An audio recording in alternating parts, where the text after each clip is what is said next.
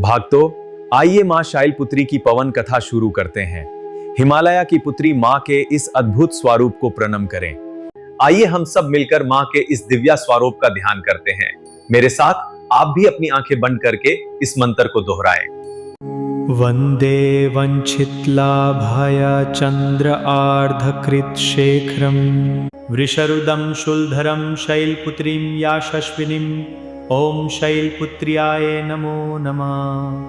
भक्तों, क्या आप जानते हैं, मां पार्वती बनने से पहले देवी का एक और जन्म हुआ था जो बहुत अलौकिक था। पूर्व जन्म में मां का नाम सती था, जो राजा दक्ष की पुत्री और भगवान शिव की अर्धांगिनी थी। एक बार राजा दक्ष ने विशाल यज्ञ किया, लेकिन अपने दामाद भगवान शिव को आमंत्रित नहीं किया। माता सती ने बिना बुलाए पिता के घर जाने का निर्णय लिया। हालांकि शिवजी ने उन्हें बार बार रोका था।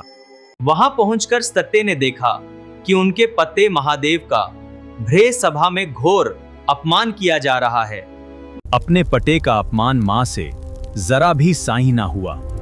उनकी आंखों में अग्नि सी प्रज्वालित हो उठी।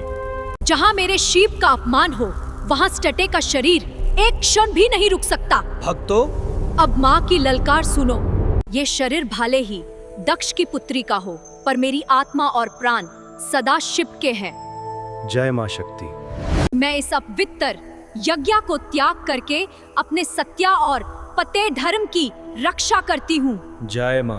भक्तों, अभी कथा और भी रोचक होने वाली है। बने रहें और अपना प्यार देते रहें। जय मां दुर्गा।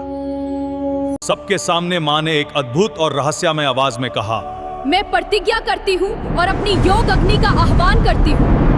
भक्तों, मां का त्याग देखो। मेरा शरीर इस यज्ञ कुंड में समर्पित हो। भक्तों, मां के इस त्याग से देवता, ऋषि और सभी लोग गहरे शोक में डूब गए। भक्तों, जब ये शोकाकुल समाचार महादेव तक पहुंचा, तब शिव का क्रोध प्रलय जैसा भड़क उठा। भगवान शिव ने क्रोधित होकर अपनी जटा उखाड़कर पर्वत पर पटकी थी, जिससे वीरभद्र और भद्रकाली प्रकट हुए। शिव की आज्ञा से उन्होंने दक्ष का यज्ञ तहस नहस कर दिया। अहंकारी राजा दक्ष का सिर काटकर वध किया। देवताओं की प्रार्थना पर शिव ने दक्ष को बकरे का सिर लगाकर जीवित किया। दक्ष को जीवित करने के बाद शिव जी ने सती का पार्थिव शरीर देखा। शिव ने सट्टी के शरीर को अपने हाथों से उठाया, फिर कंधे पर रखा और ब्रह्मांड में घूमने लगे।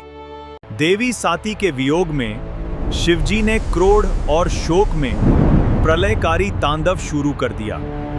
शिवजी के तांडव से सृष्टि का विनाश होने लगा, जिससे सभी देवता डर गए।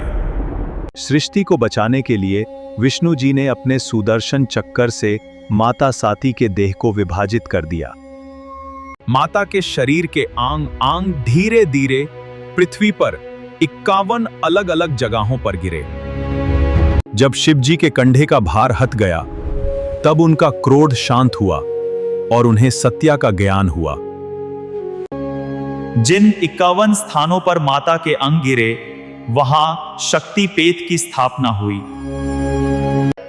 इसके बाद शिवजी घोर तपस्या में चले गए और सृष्टि का संतुलन फिर से बन गया। माता शैलपुत्री की ये कथा अभी बाकी है। माता पार्वती का जन्म कैसे हुआ, आगे की दिव्या कथा के लिए चैनल को सब्सक्राइब करें और घंटी दबाएं। जय माता दी।